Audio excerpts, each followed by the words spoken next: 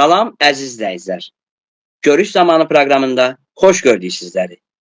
Bugünkü görüşümüzün qonağı dinşünas, tədqiqatçı, saz ifaçısı, həm də yazıcı və publisist Tural İrfan bəydir. Salam Tural bəy, hər vaxtınız xeyir. Salam, təşəkkür edirəm, minnətdaram.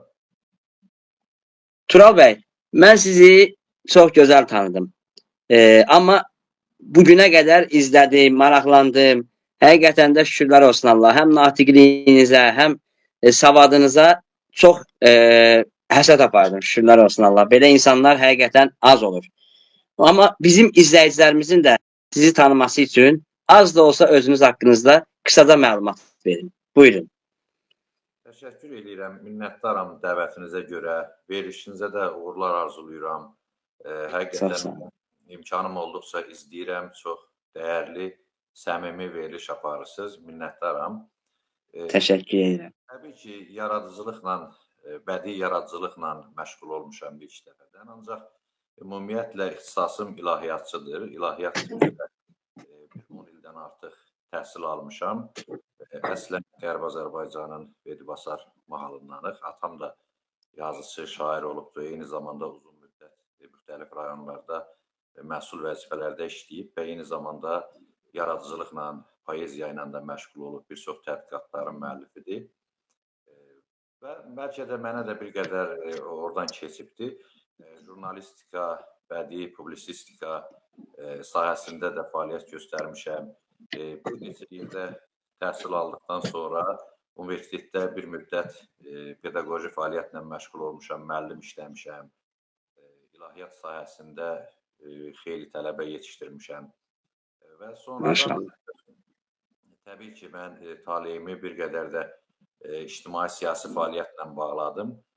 Maarifçilik sahəsində, xüsusən bugün əsasən gənclərin sağlam ruhda maariflənməsi üçün sahədə, dini, sosial mövzularda, ictimai-siyasi mövzularda da bir ekspert kimi fəaliyyət göstərirəm. Təbii ki, bununla yanaşı, eyni zamanda bədii yaradıcılıqla da məşğul olmuşam.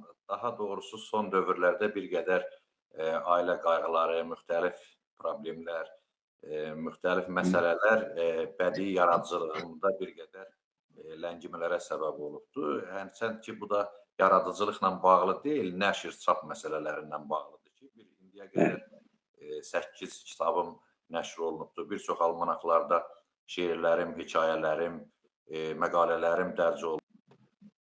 Elmi sahədə də fəaliyyətim var, yəni dissertant olaraq Milli Elmlər Akademiyasında demək, milli kimliyimiz və xalqımıza qarşı törədilmiş vaxtilə müxtəlif soyqırımları və digər mövzularda da demək, elmi məqalələrim var. Din fəlsəfə münasibəti, müxtəlif səpkidə, yəni müxtəlif mövzuda məqalələrim var, amma əsasən publisistikada fəaliyyət göstərmişəm və Nöqtə qəzetini mən təsis etmişdim. Bir müddət demək olar ki, fəaliyyət göstərdik. Sonra təbii ki, bu dostların birlikdə iyanəsindən özümüz vətənpərvərlik ruhunda məqalələrlə biz bunu işıqlandırdıq. Sonra müəyyən dəstəklər olmadı filan, bu qəzetin çapı dayandı. Yəni, jurnalistika sahəsində də müəyyən fəaliyyətim olubdur. Nə gözəl. Tural bəy, siz həm müəllim, dinşünas, tədqiqatçı, həm saz ifaçısı, həm də yazıcı publisistsiniz. Bu müxtəlif sahələr arasında sizin üçün ən əsas bağ nədir? Təbii ki, maraqlıdır. Bəzi insanlar bunu bilirsiniz, hamısı istedada bağlı olan məsələdir. Biraz təvazökarlıqdan kənar olsa da, yəni insan həmişə kamala can atır, kamilləşməyə can atır və müxtəlif sahələrdə özünü sınayır. Təbii ki, buna bir həvəskar baxış var, bir də peşəkar münasibət var. Bəzi insanlar həvəskar kimi müxtəlif sahələrə yanaşırlar, bəzi insanlar isə o sahədə uğur qazanırlar və bir peşəkara çevrilirlər. Mən demirəm ki, mən bu sahələrdə peşəkar olmuşam, ancaq hərçənd ki, öz istedadım və bacarığım sayəsində görmüşəm ki, ictimaiyyətin diqqətini və rəğbətini çəkə bilmişəm. Mən hesab edirəm ki, burada birinci bağ bu dediyim məsələdir, düzdür, bir qədər fəlsəfi amildir. Yəni, insanın kamilliyə can atması nəticəsində insan müxtəlif sahələrə necə deyirlər, meylini, fikrini yönəldir. Müxtəlif sahələrdə də məşğul olmaq istəyir. Tutaq ki, məsələn, bəzən düzdür, bu bir qədər primitiv alınanda, hətta bir son dövrlərdə bir fikir də yaranıbdır. Hər şey şünas deyirlər. Ancaq təbii ki, bu artıq o məlumdur ki, hansı hədəfdə, hansı mənada qeyd olunur ki, o sahədən ümumiyyətlə məlumatı olmayan adam, heç aidiyyəti olmayan adam öz sənətini, peşəsini qoyub digər sənətlərə də maddi şəkildə əl uzadırsa, bəli, bu artıq o termini demək haqlamış olur. Ancaq şübhəsiz ki, belə deyil. Eyni zamanda bir çox dahilərimiz olub, bir çox bizim necə deyirlər, öndə gedən simalarımız olub ki, onlar da müxtəlif sahələrdə fəaliyyət göstəriblər. Üzeyir Hacıbəyovun özü dahi bəstəkar olmaqla yanaşı, həm də böyük publisist olubdur. Məmməd Əmin Rəsulzadə tutaq ki, dövlət adamı kimi və yazıcı, publisist kimi onun fəaliyyəti olubdur və yaxud da digərləri. Ümumiyyətlə, bu istedaddan, yaradıcılıqdan doğan bir məsələdir. Bir də cəmiyyətə, ümumiyyətlə, toplumda insanın vermək istədiyi töhfələrlə əlaqədardır. Yəni, bu da insanın daxili ruhani dolğunluğunla əlaqədardır ki, daha çox töhfə vermək istəyir. Daha çox insanlara nəsə bir bəxş eləmək istəyir və odur ki, bir sahə həmin insan üçün kifayət etmir.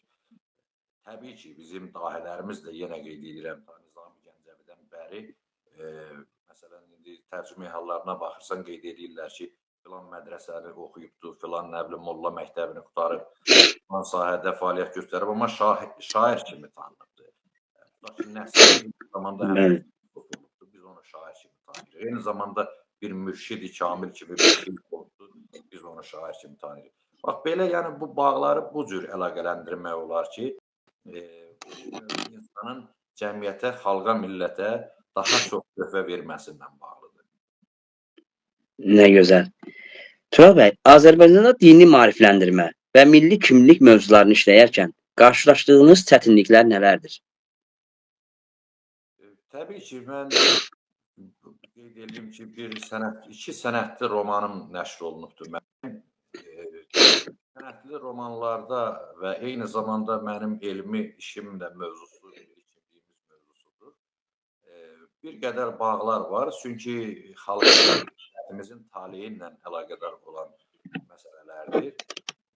Bu sahədə mən təbii ki, tədqiqatlar aparmışam, araşdırmalar aparmışam, imkan daxilində ki, bu məsələ mənim üçün daha aydın olmuş olsun. Şübhəsiz ki, burada insanı təəccübləndirən, insanı sevindirən, insanın marağını, diqqətini çəkən amillər də insanın qarşısına çıxır ki, bəzən təbii ki, bilirsiniz, uzun müddətli bizim tariximiz var və həmin tarixi proseslərdə müxtəlif imperiyaların xalqımıza, dövlətimizə qarşı müxtəlif təcavüzləri, istilalar, işğallar, repressiyalar və s. Bu proseslər bir qədər də və necə deyərlər, bizim mötəbər insanlarımızın əksəriyyətinin üzə çıxmasına və xalqımızın olmasına ciddi mane olundu. Bir çox ədəbiyyat nümunələri, bir çox xəzinələr, belə deyək ki, birilən cəvahirat xəzinələri adlanacaq bizim ədəbiyyatımız, folklorumuz, tariximiz, bunlar gizlədilibdir, bəzən də məhv edilibdir. Bunlar məni daha çox təəssüfləndirib ki, sanki bu ənənədə bir qədər qalıb insanlar. Heç kim yenilik etmək istəmir. Heç kim deyərkən də, yəni də bu bir qədər mübaliğəli oldu. Ümumiyyətlə də, yəni insan psixologiyasında bəzən, məsələn, mən tənqidi də yanaşıram bu məsələlərə ki, Sovet dövrünün müxtəlif müsbət tərəfləri də bəzi insanlarımızın həyatında yaşadılır. Amma əksərən də mənfi xüsusiyyətlər, mənfi tərəfləri də yaşadılır. Az deyil də, 70 il biz o əsasında. Bəli.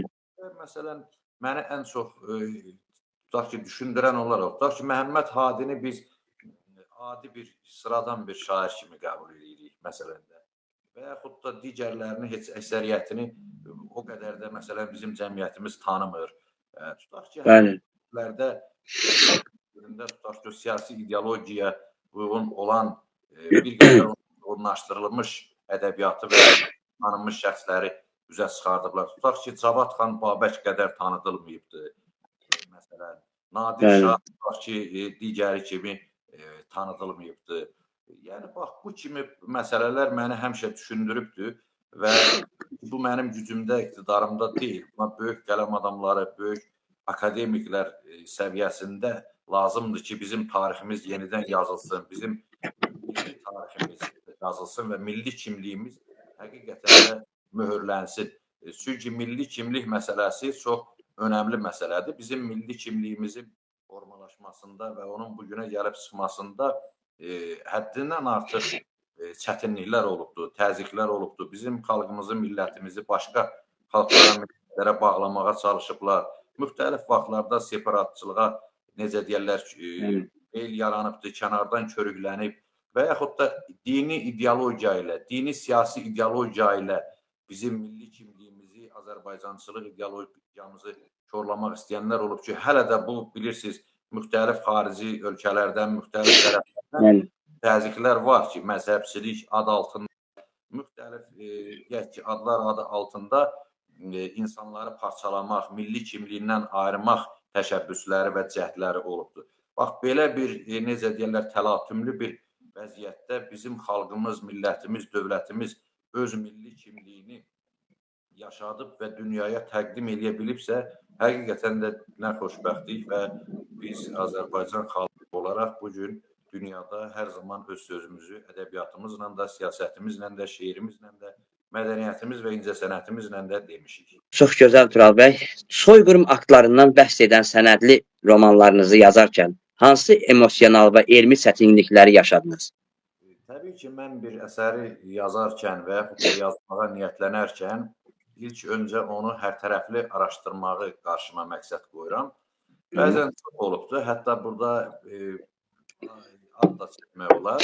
Bizim hətta xalq şairlərimizdən və digər simalar müəyyən bir əsəri yazıblar. Sonradan növbəti nəşrlərində onu deyək ki, hardasa dəyişiklik etməyə məcbur olublar və yaxud da müəyyən əlavələr etməyə məcbur olurlar. Mən hərçənd ki, ortaya bir nəsə əsər qoyarkən çalışıram ki, demək, ona bir ixtisar yeri, sonradan əlavə yeri qalmasın və onu mükəmməl şəkildə ortaya qoya bilim. Bu qəbildən mən uzun müddətli araşdırma aparmışam və eyni zamanda mənim o adını çəkdiyim, demək, sənədli romanım ki, soyqırımlardan bəhs eləyir. Burada elə mən göstərə də bilərəm onu, düzdür. Buyurun. Bu bədii, yəni üslubda yazılmış sənədli romandır. İsmi Kamikadze, İlahi Külək. Bu bağlı bəzi detalları mən burada qeyd edəcəm. Demək, ilk olaraq mən qeyd edeyim ki, bu əsər bizim mənfur, deyək ki, təcavüzkar qonşularımız tərəfindən vaxtilə bizim Azərbaycan xalqına qarşı, istər Qərbi Azərbaycanda olsun, istər Azərbaycanın digər Qarabağ, digər bölgələrində olsun, törədilmiş soyqırım aktlarını bədii üslubda, təbii ki, sənədlərlə obrazlı şəkildə, tutaq ki, orada obrazlar var. Şübhəsiz ki, bu romandır. Bu bir publisistik və elmi əsər deyil. Bu roman üslubunda yazılıbdır. Ancaq sənədlərə etibar edilərək, sənədlər əsasında yazılıbdır. Mən bununla bağlı araşdırmalar aparmışam, tədqiqatlar aparmışam. Hətta nəzərdə tutmuşdum ki, o gələcəkdə mümkün olsa bir film kimi də ssenari halına salınıb çəkilə bilər. Bununla bağlı mənim demək elmi araşdırmalarımla yanaşı bunu da vurğulayım ki, bilirsiniz, bizim zəbt olunmuş ərazilərimizdən həmçinin biz o dövrdə Qazax rayonunda yaşayırdıq. Mən onda uşaqdım, orta məktəbdə oxuyurdum və həmin o işğal olunan 7 kəndin qonşuluğunda yaşayırdıq. Biz mən müharibə şəraitini əyani şəkildə yaşamış insanam. Yəni həmin dövrdə biz də həmin kənddəydik və necə deyirlər, əhali hansı əziyyətləri çəkirdi, bunlara mən şahidəm. Məhz həmin işğal olunan kəndlərdə törədilmiş hadisələrdən bu mayalanıbdır, bu roman və sonraki artıq fəsilləri daha genişlənərək Qarabağ, Qərbi Azərbaycan və digər ümumiyyətlə böyük əhatədə bu mövzulara toxunulubdur. Şübhəsiz ki, orada obrazlar var, erməni obrazları var, Azərbaycanlı obrazları var, Molla obrazı və s. digər qəhrəman obrazı var ki, hətta Muxtar adında obraz vermişəm oradakı bir şəxs. Azərbaycanlı bir uşağı, bu da olmuş hadisələrdən qaynaqlanıb. Ondan sonra insanları da danışdırmışam, şahidləri, əsir itib olmuş. Təbii ki, mən uşaqdım o dövrdə, 7, 8, 10 yaşlarımda. Həm mən bunları əyani şəkildə müşahidə etmişəm. Sonraki dövrlərdə də məhz həmin adamları mən Bağanis ayrım kəndi vardı ki, orada demək olar ki, əhalini yandırmışdılar, işğal 90-cı ildə. Azərbaycan Respublikasının Qarabağdan əvvəl işğal olunan ərazisi kəndi məhz həmin kənd olmuşdur. Hazırda da hələ də demək də bu məlum sülh prosesində indi artıq o anklav, eksklav kəndlər demək azad olunacaq və bir qismi də azad olunubdur. Şübhəsiz ki, mən burada canlı şahidləri də dinləmişəm. Eyni zamanda mərhum millət vəkilimiz rəhmətli Qənirə Paşayevanın və Şərq qəzetinin baş redaktoru, əməkdar jurnalist Arif birlikdə yazmış olduqları Bağanis ayrım soyqırımı demək kitabından və digər mənbələrdən mən bəhrələnmişəm və onun motivləri əsasında demək bu romanı mən ərsəyə gətirmişəm. Çəkdiyim təbii ki, mən emosional və bir çox psixoloji, bir çox deyək ki, necə deyərlər, narahatlıqlar, həm o dövrü sanki o uşaqlıqda mənim o atəş səsini, o qrat mərmilərinin neçə saniyyə gəlib üstümüzdən keçməsini yenidən fikrimdə canlandırdıqsa şübhəsiz ki, bu insana təsirsiz ötüşmür. Xüsusilə həmin yaşlarda biz bunu müşahidə etmişik. Bu hisslərin canlanması və həmin adamları yenidən dinlədikcə, o mövzuda olan kitabları oxuduqca, fotolara baxdıqca insanı həqiqətən də riqqətlənir və mütəəssir olur. Bu baxımdan eyni zamanda da araşdırmalar nəticəsində bu hadisələrin eyni ilə 18-ci ildə və ondan əvvəlki illərdə də həmin Daşnak Sütun Partiyasının mənfur düşmənlərimizin tərəfindən necə də Azərbaycan xalqına qarşı bu genosidlərin törədilməsini yenidən tarix səhifələrində görəndə şübhəsiz ki, insan riqqətlənir. Təbii ki, bu hisslər mənim əsərimdə, romanımda da müəyyən mənada obrazlı şəkildə təzahür etdirilibdir.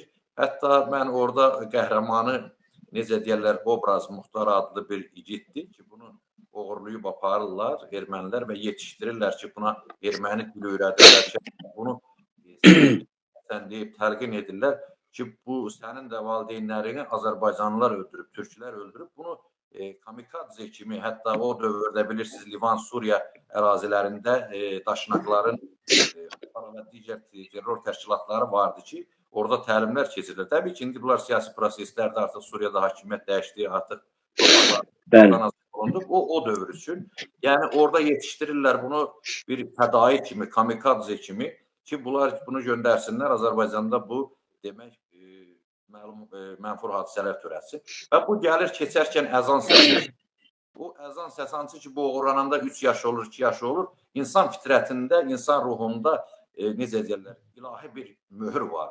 Quranda deyir ki, biz ruhları Allah yaradır, deyir, mən sizin Rəbbinizəm, hamısı deyir, bəli, sən bizim Rəbbimizsən. Bəzən görürsünüz, insan bir yerə gedir, sanki ona elə gəlir ki, bu haradasa, açmasa orada olub. Bəli, bəli. Yəni, uşaq gəlir, artıq böyüyüb də 18-20 yaşındadır. Əzan səsi bunu təsirləndirir, mütəəssir olur. Bu keçir ondan sonra məsciddə bir Quran oxuyan molla görür, Molla Həmzə. Bu da canlı şahid. Bu yaxından rəhmətə getdi. Qazağın Çaylı kəndindəndir. Yəni və nəhayətdə artıq bu müəyyən proseslər keçir və dərk eləyir, müxtəlif insanlarla rastlaşır. O ab-havanı, o genetik kodları orada açılır. Artıq bu hiss eləyir ki, bu erməni deyil, bu Azərbaycanlıdır. Və bunlar anladıqdan sonra bu şəxs təbii ki, silah-sursatla dolu olur və müxtəlif partlayıcılar filan. Bu, deyək ki, təlim də keçmiş adamdır. Qayıdır, gedir, həmin bunu göndərən düşmənlərin özlərinin mağarasına girir və onları, deyək ki, orada həlak edir və özü də şəhid olur. Belə deyək ki, Allah ömrünü uzun eləsin. Xalq şairimiz Nəriman Həsənzadə artıq 95 il qeyd olunacaq. Onu bir dəfə o kitabı vermişdim, oxudu, sonra mənə zəng vurdu, xeyli də danışdıq, məni təbrik elədi, uğurlar arzuladı. Sonra da bir tədbirdə mənim haqqımda xeyli danışıb, mən də təəssüf ki, orada olmamışam. Sonra mənə dedilər, mənə zəng vurdu, dedi, oxudum, axıra kimi oxudum, dedi. Çox gözəl yazmısan, amma o Muxtarı axırda niyə öldürdün? Onu niyə imkan verdin ki, o yaşamalıydı da, yəni ki, o daha çox ondan sonra fəaliyyət göstərməli idi. Dedim, nə bilim, nəsə daha hövsələm çatmadı. O hissləri ki, mən yaşadım ki, bizə qarşı bu törədiblər. Hə, bu da belə. Yəni, bax, bu mövzuda təbii ki, o hissləri yaşamamaq mümkün deyil. İstər araşdırma aparanda, istər əsəri yazanda və eyni zamanda oxucuların özləri də mənə mütəmadi olaraq zəng vururlar və yaxud da görüşəndə öz təəssüratlarını bölüşürlər. Şükür Allaha ki, bugünkü gün daha torpaqlarımız azad olundu. Bizim yazdığımız və yazacağımız əsərlər o əhval-ruhiyyədə yox, qələbə əhval-ruhiyyəsində olacaq. Nə gözəl. İnşallah verərsiniz o kitablardan. Mən də oxuyaram. Mənim də xəbərim olar. Çox həvəsləndim. O qədər danışdınız maraqlı. Özümə də həvəsli gəldi. Tural bəy, dövlət qurumları, beynəlxalq konfranslar və ictimai təşkilatlardakı təcrübəniz gündəlik fəaliyyətinizə necə təsir göstərir? Təbii ki, bir qədər də olur. Şübhəsiz ki, bir neçə yükün altına birdən girmək, yəni insanın bəzən tutaq ki, təbii ki, insan bir mənəvi, ruhani tərəfi və bir də onun fiziki tərəfləri var. Şübhəsiz ki, insanın ruhu hər deyən yorulmur. Ələxüsus da ki, xalqa, millətə töhfə verici bir sahədə göstərilən fəaliyyətdə. Ancaq bəzən olur ki, fiziki cəhətdən insan yorulur, bəzən deyək ki, müxtəlif yönlərdə. Ancaq o Xəlil Rızanın rəhmətdiyim bir şeiri, şeir kimi yadımda deyil, bir yerini bir 10-12 yaşımda oxumuşdum. Azərbaycan jurnalının dövkü saylarını deyir. Bəzən mənə sərbəst şeirdir, sərbəst vəzində yazılıb. Bəzən mənə sual verirlər, Xəlil Rıza, sən nə vaxt dincəlirsən, haçan istirahət edirsən? Mən də cavab verirəm ki, mən dincəlirəm metroların pillələrində, ömrümün, günümün ən narahat, ən nigaran yerində. İndi bizim də yaradıcılığımız, necə deyirlər, fəaliyyətimiz, elə bizim dincəlməyimiz, o, deyək ki, elmi konferanslarda, necə deyərlər, verilişlərdə, işdə, yolda, izdə şeir yazarkən, necə deyərlər, məqalə yazarkən, çıxış eləyərkən, bax, elə indi sizinlə danışırıq bu gözəl verilişdə, elə bir fiziki cəhətdən yorğun olsaq da, bu mənəvi cəhətdən bizi ruhlandırır, bizi həvəsləndirir və bir növü yorğunluğumuzu aradan aparır. Şübhəsiz ki, bu siz qeyd etdiyiniz məsələlərin arasında bir bağlar da var. Mənim fəaliyyətimlə əlaqədar, yəni dini qurumlarla İştirak Dövlət Komitəsində yanında İctimai Şuranın üzvüyəm. Dini ekspert kimi mən də bu sahədə ictimai məsələlərlə bağlı şübhəsiz ki, biz məsul müxtəlif fəaliyyət sahələrimiz var. Eyni zamanda mən bir yazıcı, şair kimi də əgər bu cür qəbul edirəmsə, fəaliyyətim var və bunların arasında şübhəsiz ki, mən həmişə bir bağ görürəm. Təbii ki, siz başdan qeyd etdiniz saz ifaçısı. Mən bilirsiniz də bizim bu Qərbi Azərbaycandır, Qazax, Tovuz bölgəsi, ümumiyyətlə elə bu Qarabağ zonasının da Zəngəzur tərəfləri aşıqa, saza, sənətinə ümumiyyətlə meyillidir və aşiqdir. Bu cümlədən bizim bir qədər bu fitrətimizdə var. Bir qədər də mən qeyd edeyim ki, o sizə bu müharibə dövrlərində ki, mən uşaqlıq dövrümü Qazax şəhərində yaşamışaq.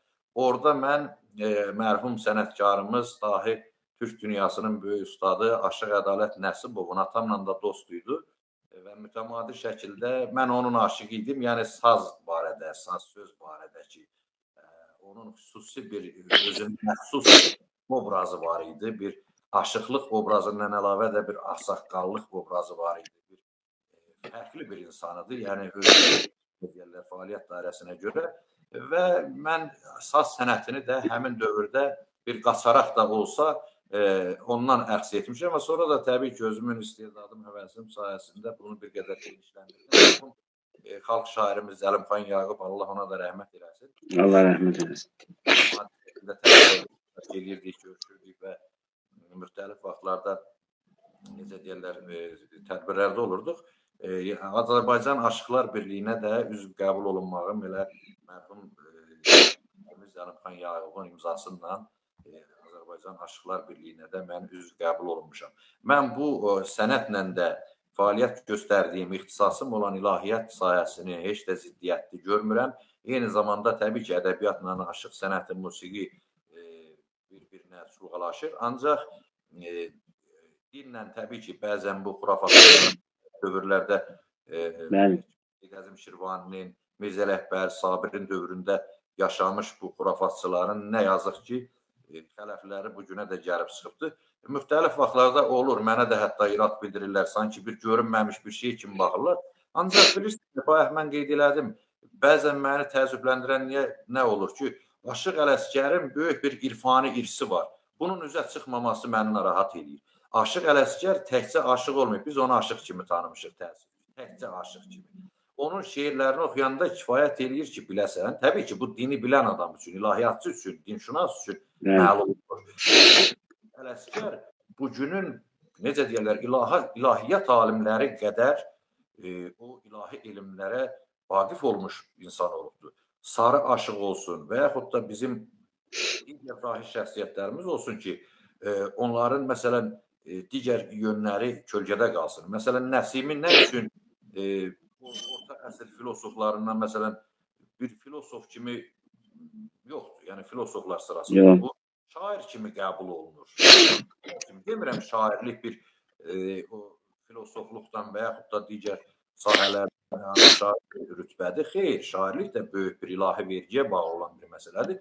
Ancaq mən bunu nümunə kimi deyirəm ki, bizim bu dahi şəxsiyyətlər fenomenal yaradıcılığa və yaddaşa, istedada sahib olan insanlar olub və hər tərəfli fəaliyyət göstərir. Çünki o dövrün tələbləri belədir. Məsələn, Füzuli 4-5 dil bilibdir.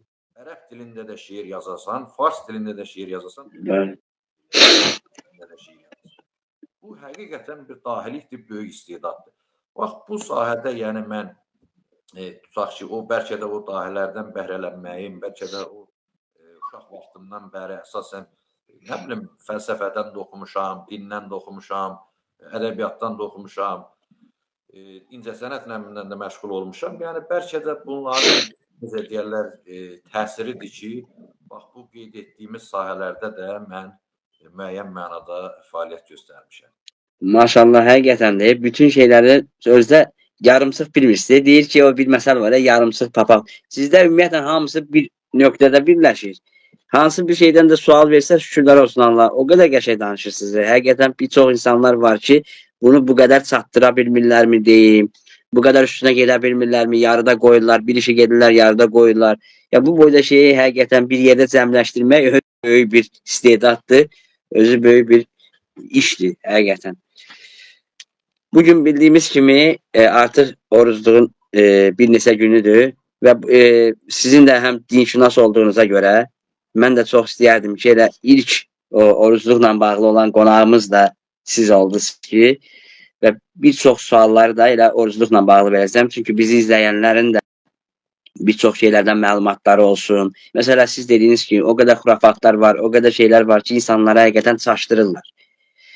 Və ona görə də ilk elə sualı vermək istəyirəm və siz də bunun üstündə tədqiqatlar aparırsınız, danışırsınız. Orucluğun yalnız ac qalmaqdan ibarət olmadığını deyirsiniz. Düzdürmü? Sizcə onun mənəvi və psixoloji tərəfi nələrdir?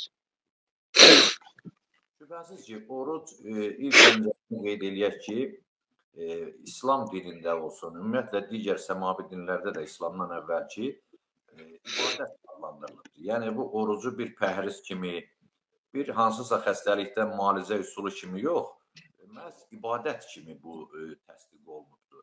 Bəli. İnsanı təbii ki, düşündürür ki, orucun fəlsəfəsi, mahiyyəti.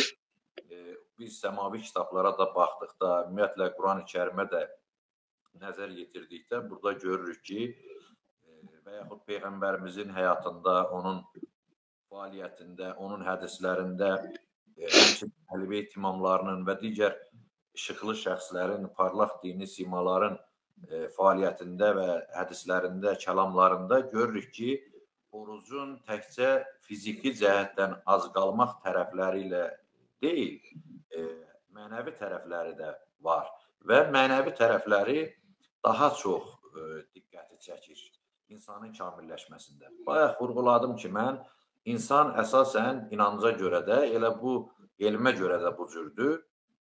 İki hissədən ibarətdir, belə deyək ki, bir insanın fiziki, cismani hissəsi, bədəni, digər tərəfi isə onun ağlı, şuuru, mənəviyyatı, ruhu. belə deyək Bəli. ki, insan ömür boyu belə yaradılıb ki, qidalanmağa möhtaçdır, qidalanır. Şübhəsiz ki, bu mənəvi varlıqla cismani varlığın da eyni bədəndə toplaşması, eyni substansiya təşkil etməsi, müxtəlif vaxtlarda bunların bir-birini sıxmasına səbəb. Necə ki, daimi bunu tənzim saxlamaq hər adama da müyəssər olmur ki, həmişə normal qidalansın, normal həyat şəraiti yaşasın və ruhaniyyətini, mənəviyyatını da qorumuş olsun. Oruçluqda isə insan məcbur olur, ümumiyyətlə sözün yaxşı mənasında məcbur olur ki, yəni o bədəninə istirahət versin, onun ruhani aləmi, mənəvi aləmi daha çox inkişaf eləsin. Bir növ, yəni insan cisminə istirahət verməklə sağlığını qorumuş olur ki, bu söz də təsadüfdən yaranmayıb ki, sağlam bədəndə sağlam ruh olar. Bu mənada el deyimi olaraq, bu mənada yəni insanın həm bədəni sağlamlaşır,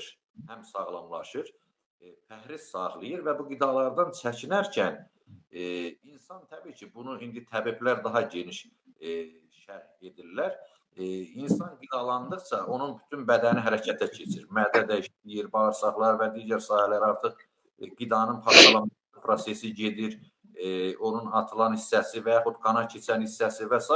Yəni bədən işlək halda olur. İnsanın belə deyək ki, ruhu da, mənəvi aləmi də, bəzən fikri, beyni də elə onun toxluğunla, o cismindəki gedən proseslərlə dəyişkənliyə məruz qalır. Görürsünüzmü, çox həddən artıq yemiş insanın əhval-ruhiyyəsi başqa cür olur. Tutaq ki, az qalmış insanın əhval-ruhiyyəsi başqa cür olur. Yəni, bu aclıq bir növü fiziki bədənin ruha imkan yaratmasıdır.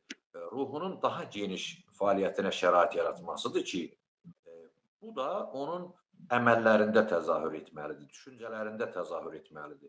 Təbii ki, pozan bir çox amillər qeyd olunur fiqhi kitablarda və digər din alimlərinin əsərlərində. Ancaq burada mən istisna bir halı da deyim ki, düzdür, qeybət etmək, yalan danışmaq, pis əməllərlə məşğul olmaq, pis şeylər haqqında düşünmək fiziki mənada, zahiri mənada orucun bu ac qalma hissəsi, bu pəhriz olan hissəsini pozmasa da, ancaq mənəvi ab-havasını tamamilə tarmar edir və orucun mahiyyətini batil edir. Bununla bağlı İslam fəqihlərinin bəzilərinin yanaşması var ki, bəli, yalan danışmaq, hətta pis düşünmək də orucu pozur. Çünki oruç tutmaq təkcə mədənin ac qalması ilə əlaqədar deyil. Mədənin qidalardan qorunması ilə əlaqədar olmamalıdır. Həm də beynin pis fikirlərdən, pis düşüncələrdən, pis niyyətlərdən qorunması ilə bağlı olmalıdır. Həm də qəlbin duyğulardan, mənfi hisslərdən özünü qoruması, arındırması ilə bağlı olmalıdır. Bax, bu cür kamillik ki, yaranır insanda, oruçluqda. Əgər insan bacarsa, bəli, necə ki, cismini qoruyur, yeməkdən, içməkdən, intim əlaqədən və s. digər məsələlərdən, eyni zamanda qeyd etdiyim kimi, mənəviyyatını, qəlbini və beynini də bu cür mənfi şeylərdən qorumuş olsa, artıq insan Ramazanın axırında mütləq bir kamilliyə çatmış olacaq. Çox gözəl. Kompleks şəkildə icra olunmalıdır ki, cismin orucunla beynin və qəlbin orucu paralel davam eləmiş olsun. Çox gözəl vurursunuz. Fuad bəy, müasir gənclərin orucun ruhunu qorumaq üçün hansı üsullar daha təsirli olur? Təbii ki, bugün texnologiyanın inkişaf etdiyi bir dövrdə, qloballaşan dünyada demək, nəinki gənclərin, ümumiyyətlə böyüklərin də müəyyən mənada ənənələri və yaxud da dəyərləri qorumaq və dini yaşatmaq o qədər də asan olmur, asan deyil. Eyni zamanda bu gənclər üçün də çox məsuliyyətli bir işdir. Hətta Həzrət Peyğəmbərdən bir hədis nəql olunur ki, o buyurub ki, ümmətimin gələcək olan insanları, yəni gələcəkdə, gələn əsrlərdə, məndən sonraki dövrdə yaşayan insanları indikilərdən daha fərqli olacaq. Yəni, axirət günündə də onların dəyər qiyməti daha böyük olacaq. Çünki indikilər məni görüb, eyani şəkildə iman gətiriblər, amma onlar məni görməmiş mənə iman gətiriblər və mənim buyruqlarıma əməl edəcəklər.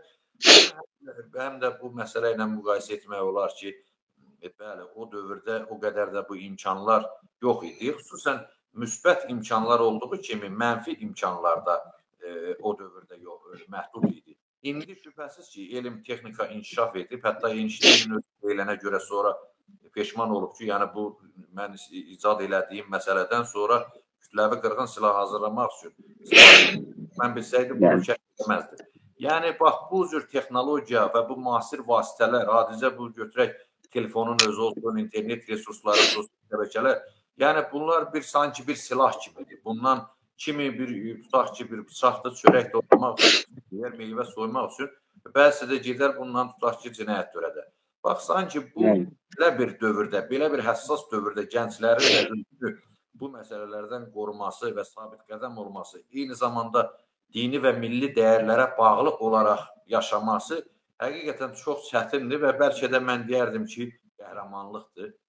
Çünki bu qədər həm məsuliyyəti dərk etmək, həm də ki, o mükəlləfiyyəti, boynunda olan o haqları dərk etmək və onu həm yaşatmaq, ailə dəyərlərini, cəmiyyətlə münasibəti, sosial əlaqələri və eyni zamanda da bizim əsas olan bu mövzumuz olan, necə deyərlər, oruçluq kimi, Ramazan kimi, Qurban kimi digər dini və milli mənəvi dəyərlərimizə bağlı qalmaqlarıdır.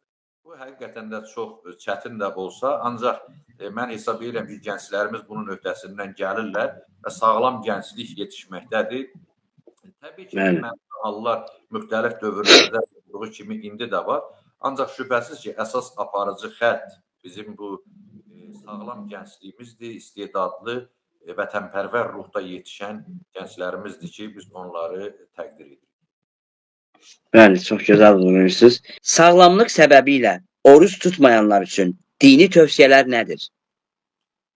Təbii ki, Quran-ı Kərimdə buyurulur ki, Allah Teala buyurur ki, biz insanlara bacardığından artıq yük yükləmərik. Yəni, ibadətlər olsun, oruç, namaz, buyruqlar insanın yetdiyi qədər o həddə buyurulur, əmr olunur.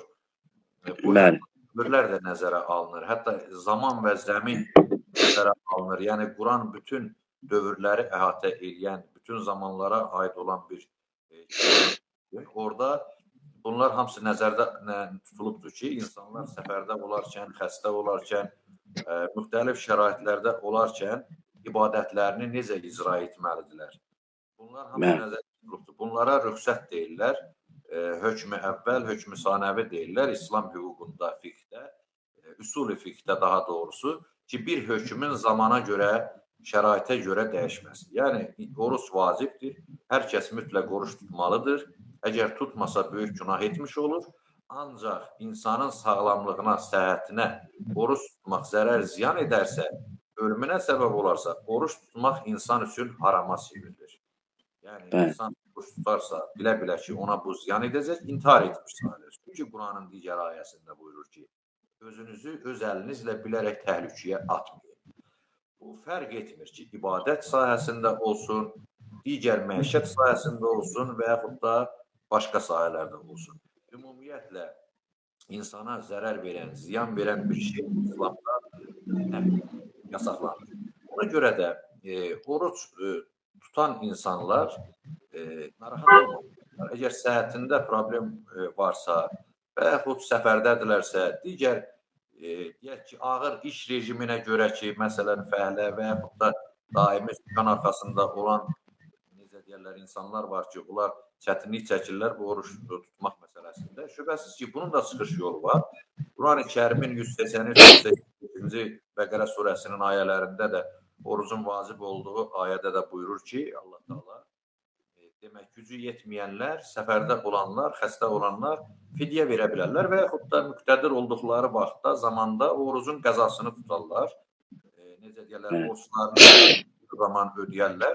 Bu baxımdan səhhətində problem olanlar, oruç tutsalar, onlar əgər hətta güman etsələr belə ki, xəstəlikləri ağırlaşa bilər, dərman qəbul edən insanlar var, yaşlı, ahal insanlar var. Bunlar oruç tutmaya bilərlər. Daha doğrusu, əgər onların həlakına səbəb olarsa, ağırlaşmasına səbəb olarsa, ümumiyyətlə oruç tutmaları qəti şəkildə qadağandır. Bayaq qeyd etdiyim məsələyə görə, meyara, ölçüyə görə. Və gücü yetənlər təbii ki, fidyə verməlidirlər, yaxşılıq eləməlidirlər insanlara.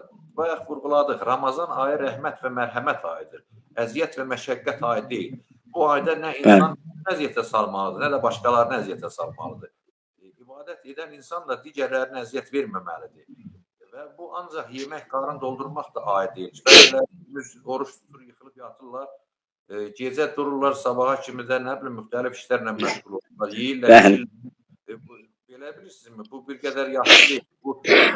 Bu ruhuna uyğun məsələ deyil. Bu sanki elə bir Allahın dediyinə görə, buyurduğuna görə elə xala-xətrin qalmasın, bu formada ibadət yerinə yetirirlər. Bu düzgün deyil. Yəni o ruhaniyyəti, o həzzi, o zövqü yəni insan necə o oruç tutmuş sayıla bilər?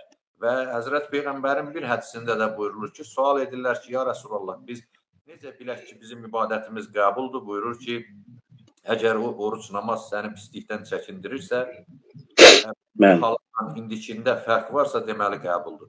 Yox, fərq yoxdursa, elə sən namaz qılmadın, oruç tutmadın, həmin adam idinsə, indi də həmin adamsansa, onun bir mənası yox.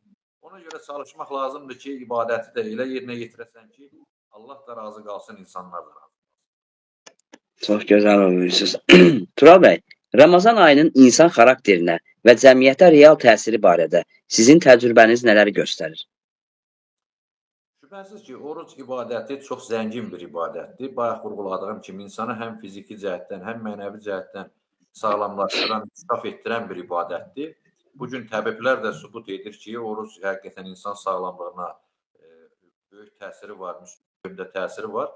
Ona görə insanın kamilləşməsində orucun rolu çox böyükdür. Yəni insanın istər beyin fəaliyyətinin formalaşmasında və inkişafında, düşüncəsinin daha da obyektiv qənaətə gəlməsində, təfəkküründə rol oynayır. Və eyni zamanda İmam Həsən əleyhissalamdan bir hədis var ki, buyurur ki, demək, oruc eyni zamanda varlıların da az qalaraq kasıbların hansı hissləri yaşaması üçündür. Yəni, bir sosial bərabərliyi təmin etmək üçündür. Görürsünüzmü, oruçluğun axırında fidyə və fitrə vermək əmri oldu. Yəni, həmin bayram ərəfəsində kasıblar da bayram edir.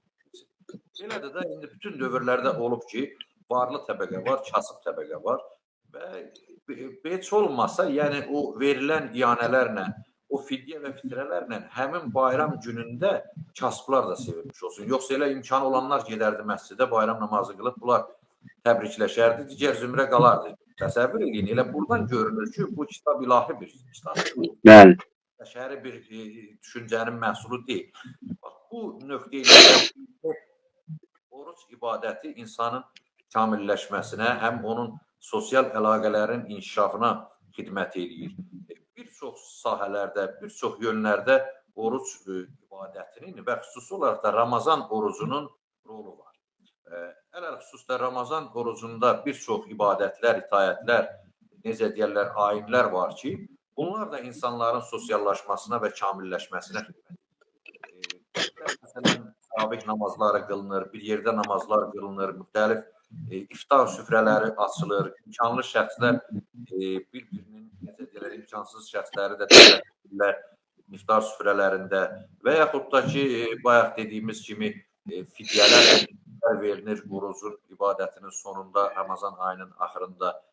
Bayram günü keçirilir 3 gün, bayramlaşır, insanlar sosiallaşır, bir-birindən ünsiyyət münasibət qurur. Bax, bunların hamısı sağlam cəmiyyətin formalaşması və inkişafı.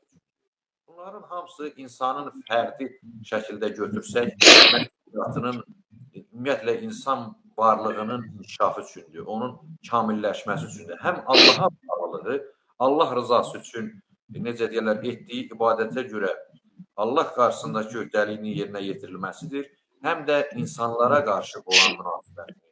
İstər sosial olsun, istər digər ailə, qohum, əqrabat, tanış və yaxud da varlı insanların, kasıb insanlarla ünsiyyətini istər-istəməz təmin edir ki, bu imkanlı şəxs təbii ki, fidyəni və fitrəni kasıb insana verməlidir. Bu zamanda şübhəsiz ki, bir sosial münasibət yaranacaq, mehr, məhəbbət yaranacaqdır.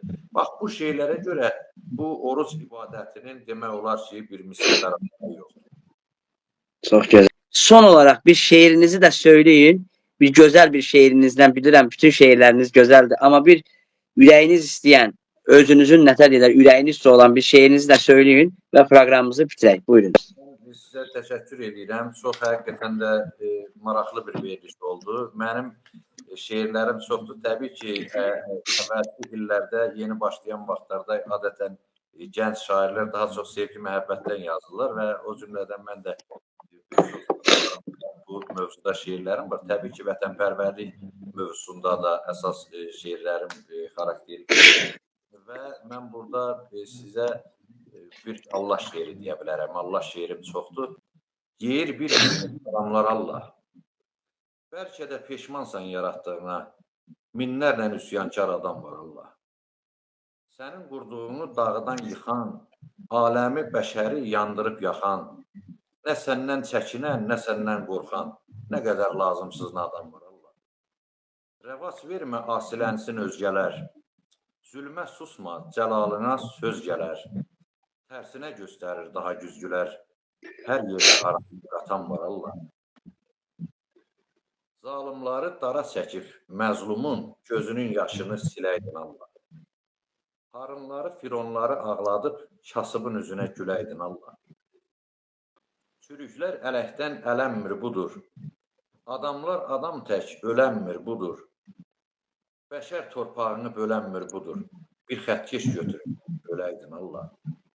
Münacatda çox getmirəm dərinə, mən bələdəm hikmətinin sirrinə, 124 min elçi yerinə, bircə səfər özün gələydin Allah.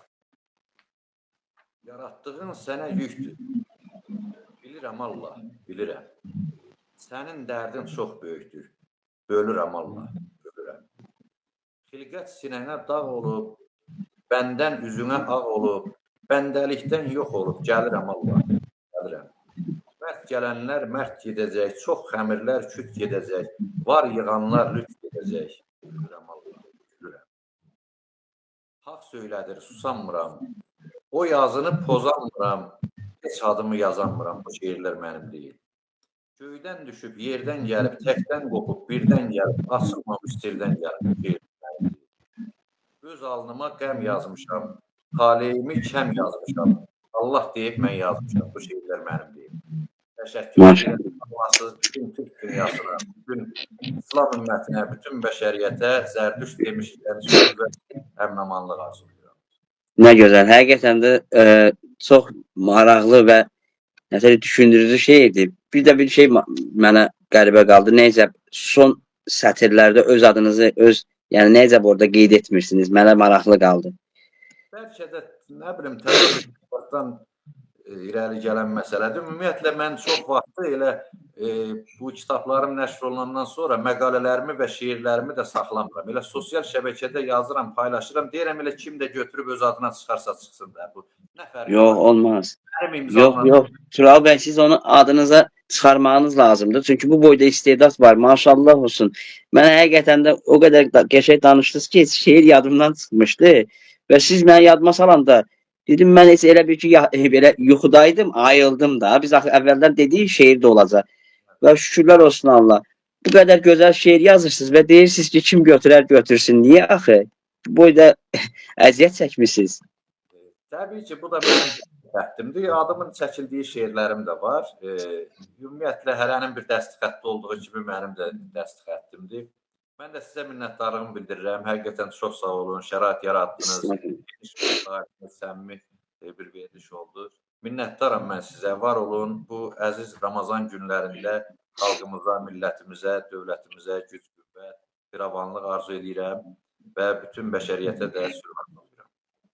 Çox sağ olun. Biz də təşəkkür edirik ki, dəyərli vaxtınızı ayırdınız, dəyərli zamanınızı ayırdınız, bizim proqrama qatıldınız və bütün Türk dünyasına bu gözəl həm məsləhətlərinizdən, həm bu gözəl şeirinizdən, həm danışığınızdan əminəm ki, bizi izləyənlərin o qədər xoşuna gəldi ki, və hətta verilişdən sonra, məsələ qonağın haqqında məlumatlar deyirlər ki, gözəl, harada qalır. Əminəm ki, sizin haqqınızda maraqlanacaqlar. Bəli, sizi tanıyırlar, buna heç bir şübhəm yoxdur və bundan sonra daha gözəl tanıyacaqlar. Biz də təşəkkür edirik, çox sağ olun. Sizə də uğurlar işlərinizdə. İnşallah tutduğunuz orucları Allah qəbul etsin. Bütün ibadətlərinizi Allah qəbul etsin və bütün müsəlman ölkəsinin, bütün müsəlman ölkələrinin Allah oruclarını qəbul etsin, ibadətlərini qəbul etsin və inşallah başqa proqramlarda Allahın izni ilə başqa mövzularla sizinlə görüşüb söhbət edərik. Sağ olun əziz izləyicilər. Gələn görüşlərədək.